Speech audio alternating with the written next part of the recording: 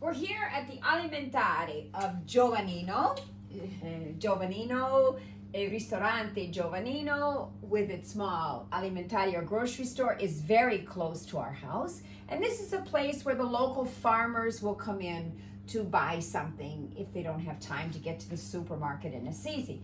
Behind the bancone, which means the big counter, is Martina, the granddaughter of Giovannino.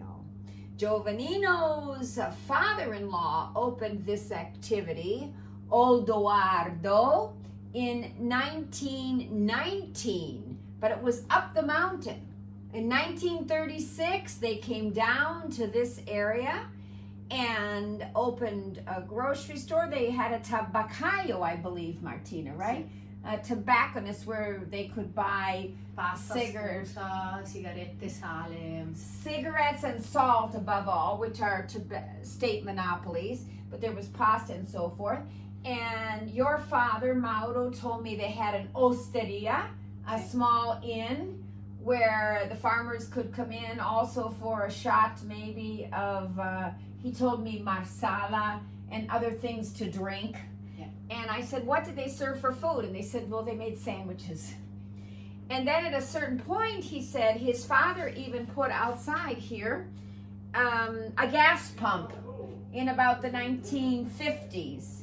Yeah, 50-50. 50 more or less, right? Yeah. But they took it out, I think, in the 1970s because your grandfather, Giovannino, found it not practical to have to go out, fill up a gas pump while his customers were waiting for a coffee or to buy a prosciutto sandwich, wash his hands, and then serve the customers. So the gas pump is no longer here.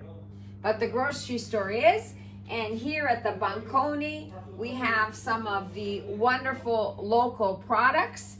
We have cheeses, which will include Pecorino. Martina, do we have a good sheep's milk cheese here?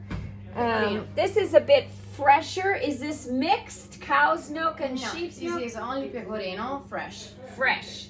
And let's see what it looks like when it's aged. So this is fresh Pecorino because people might come in for a sandwich made with cheese and salami or just cheese. And here is the aged Pecorino. Can you show us this one next to that one so we'll see the difference as the cheeses age? There's a fresh Pecorino, sheep's milk cheese on the left, the aged Pecorino with a nice bite on the right. Sometimes when people make pasta dishes, they will have a mixture of Parmigiano and Pecorino. But you get a nice really bite to it. And then more flavor, says Martina. And then we have their famous prosciutto. And prosciutto is the back ham of the pig. And this is a beautiful prosciutto because we have a nice amount of fat, but not too much. And Martina, I have understood that sometimes people will come from Perugia, Assisi, just for a panino di prosciutto at Giovannino's, right? It's a beautiful prosciutto. And they also have capocolo. Capo is head, colo is neck. So the capocolo is this part of the pig, the head, neck part of the pig. And here's Mauro. Mauro, say hello. This is Giovannino's son, Martino's father. And we also have some guanciale. And that is a pork cheek.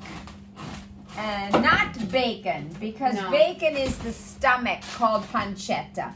This is the pork cheek, also called in Umbria barbossa. Barbossa, sì. Martina has been making in the kitchen a special dish today, and guanciale is going to go in the topping of this dish she's making. Allora, and then we have Umbrian salamis. These salamis are typical of Umbria. They also sell salamis typical of northern Italy. Do you have one from the north, Martina? Maybe this big one over here. Allora, questo è l'ungherese, non è? Ah, this is actually called Hungarian salami. Allora, questo qui. And this will be from northern Italy. Sì, è Milano. Milano. And some people, Praticamente c'ha la grana più fina rispetto al salame quello classico. the meat is more ground, it's finer, in other words. So some people prefer this Milano salami. They ask for it, not very much here. Più che altro è il salame quello umbro. Yeah, their customers mostly ask for Umbrian salami. And there's another salami, which is not an aged salami, but a raw salami, typical of the Marches region, Ciauscolo. And you see, this salami would often be eaten also by shepherds, I've been told, in Abruzzo, because they didn't have the possibility to have the salami aging in the cellars. They were out in the fields with their sheep, and they tucked that into their backpack to have with a little bit of bread. It's soft. It's Ciauscolo. Nice salami. And what about sausages? Have we got? These are dried sausages, actually one of Pino's favorites. And these are actually eaten as a sandwich. So they're the Ombrian sausages which have been aged. Very Si possono delicious. mangiare così, insomma, a differenza delle And these salsicce are fresche. these are the raw sausages, which are also put into a typical Umbrian dish called la norcina, with cream and that sausage, white wine, Qualcuno mette anche il tartufo and, all'interno. and some people put in the truffle as well.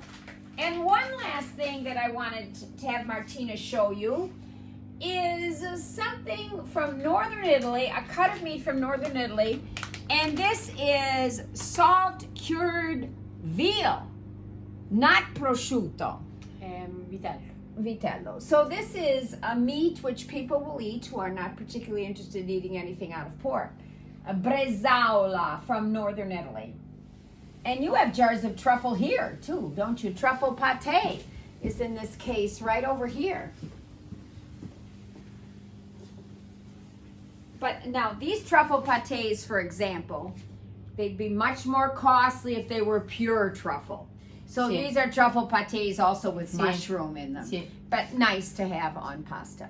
And these are some of the other things that are sold here. Some fine wines, some less expensive local wines, all kinds of pasta, tomato sauce.